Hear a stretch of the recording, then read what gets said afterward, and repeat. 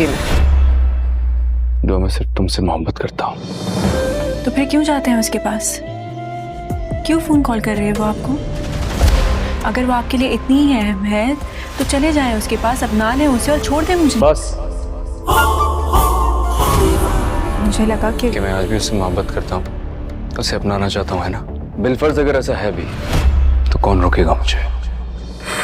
Hello guys, welcome to my YouTube channel guys. जैसा कि आप सब लोग जानते हैं कि दुआ को पता चल जाता है कि नौशेरवा की ज़िंदगी में फ़रहा फिर से वापस आ चुकी है, जबकि नौशेरवा उसको ख़ुद से नहीं बताता। वो हमेशा दुआ को यही कहता है कि मैं तुमसे मोहब्बत करता हूँ, लेकिन जब दुआ को अब्बा साईं से पता चलता है कि नौशेरवा की ज़िंदगी में फ़रहा फिर से वापस आ चुकी है तो वो नौशेरवा से कहेगी कि आखिर आप तो मुझे यही कहते थे कि मैं आपसे ही मोहब्बत करता हूँ, तो अब ये फ़रहा कहाँ से आ गई। दूसरी ही जानिब आप देखेंगे कि फ़रहा दुआ से कहेगी तुम्हें तो मैं नौशेरवा की ज़िंदगी से देखना कैसे निकाल के दिखाती हूँ, तुम कौन होती हो मुझे नौशेरवा से दूर करने वाली, जबकि मैं तुम्हें दूर करके रहूँगी। तो दुआ उसे यही कहेगी कि ये तुम्हारी बहुत बड़ी गलत फहमी है, नौशेरवा अब मेरी ज़िंदगी में आ चुका है। तो फ़रहा कहेगी कि मैं तुम्हें उससे शादी करके लाजमी दिखाऊंगी और देखना तुम देखती की देखती रह जाओगी।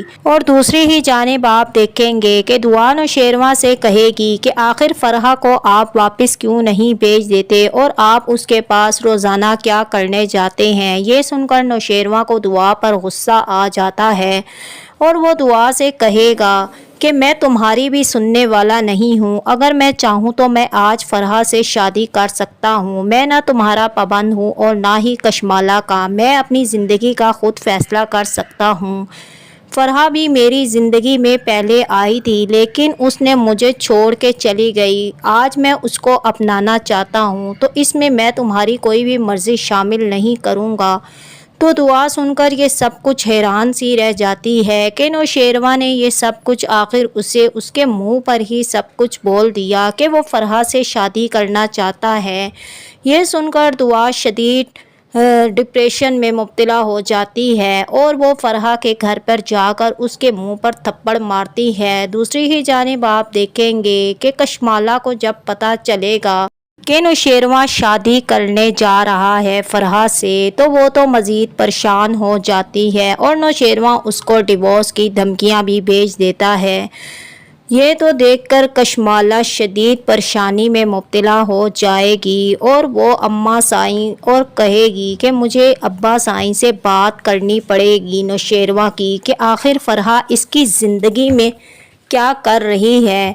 दूसरी ही जानिब नौशेरवा फ़रहा को अपनाने के लिए तैयार हो जाएगा और वो आखिर उससे शादी करके ही आ जाएगा। और ये सब कुछ देखकर फ़रहा तो बहुत ही ज़्यादा खुश हो जाती है।